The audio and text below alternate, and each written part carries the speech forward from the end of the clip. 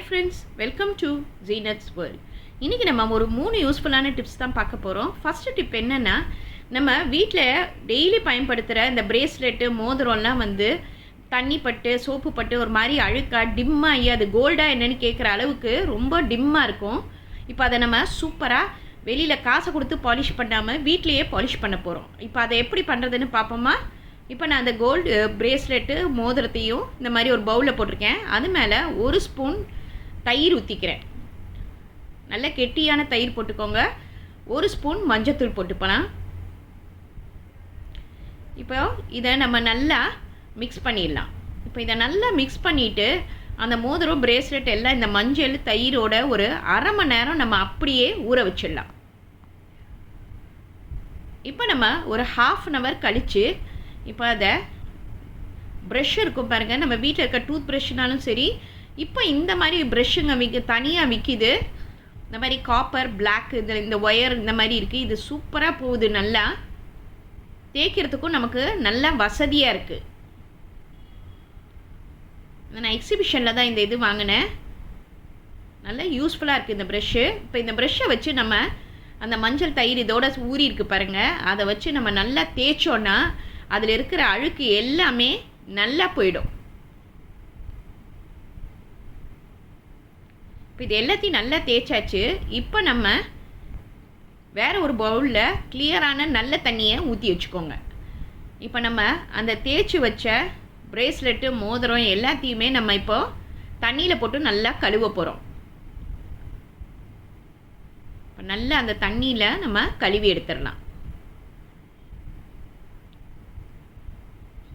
இப்போ நல்லா கழுவியாச்சு பாருங்கள். இப்போ இதை நம்ம ஒரு க்ளீனான டவலில் போட்டு அந்த தண்ணியை நல்லா தொடச்சி எடுத்தோன்னா உங்களுக்கே தெரியும் எப்படி இருந்த அந்த பிரேஸ்லெட் அந்த ரிங் எல்லாமே இப்போ எப்படி பளிச்சுன்னு இருக்குது பாருங்கள். காசை கொடுத்து பாலிஷ் பண்ணால் கூட இந்த அளவுக்கு ஷைனிங் இருக்குமான்னு தெரியல. இங்கே பாருங்கள் எவ்வளோ சூப்பராக நல்லா புதுசு மாதிரி ஆயிடுச்சு பாருங்கள். எல்லோரும் புதுசாக வாங்கினீங்களான்னு கேட்குற அளவுக்கு நல்லா பளிச்சுன்னு ஆயிடுச்சு பாருங்கள். கண்டிப்பாக இந்த டிப் உங்களுக்கு ரொம்ப யூஸ்ஃபுல்லாக இருக்கும்னு நினைக்கிறேன். நீங்கள் ட்ரை பண்ணி பார்த்துட்டு சொல்லுங்கள்.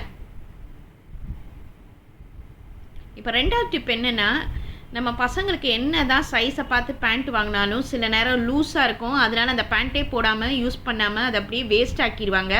இதுக்கு நம்ம டெய்லர்கிட்ட கொடுத்து காசை செலவு பண்ண கூட தேவை கிடையாது. இதுக்கு இந்த ஒரே ஒரு ரப்பர் பேண்ட் மட்டும் போதும். இங்கே பாருங்கள், இந்த பேண்ட்டில் இந்த பட்டன் இருக்கும் பாருங்கள், அது மேலே இந்த ரப்பர் பேண்டை மாட்டிட்டு இந்த சைடில் நீங்கள் இந்த ரப்பர் பேண்டை கொண்டு மேலேருந்து இந்த மாதிரி திரும்ப அந்த பட்டன்லேயே நம்ம இந்த ரப்பர் பேண்டை மாட்டி விட்டுருவோம். இந்த மாதிரி பண்ணோன்னு கொஞ்சம் அது அப்படியே டைட் ஆகிடும். இப்போ நீங்கள் போட்டிங்கன்னா பேண்ட்டு லூஸாக இல்லாமல் சரியான டைட்டில் கரெக்டாக ஃபிக்ஸ் ஆகிடும். இந்த பேண்ட்டும் உங்களுக்கு வேஸ்ட் ஆகாது. இங்கே பாருங்கள், கண்டிப்பாக இந்த டிப் உங்களுக்கு யூஸ்ஃபுல்லாக இருக்கும்னு நினைக்கிறேன். ட்ரை பண்ணி பார்த்துட்டு சொல்லுங்கள். மூணாவது டிப் என்னென்னா, நம்ம உப்பு ஜாடியில் உப்பு போட்டோன்னா அது ஃபுல்லாக நம்ம போட்டு வச்சுட்டோன்னா மூடுனா சரியாகவே மூட முடியாமல் அது லேசாக திறந்த மாதிரி இருக்கும். அப்படி இருந்துச்சுன்னா நம்ம அதில் பூச்சி பல்லிலாம் வர சான்ஸ் இருக்குது. அதுக்கு என்ன செய்யணும்னா, இந்த மாதிரி ஸ்பூனை திருப்பி இந்த மாதிரி வச்சு பாருங்கள். இப்போ ஈஸியாக மூடிடலாம்.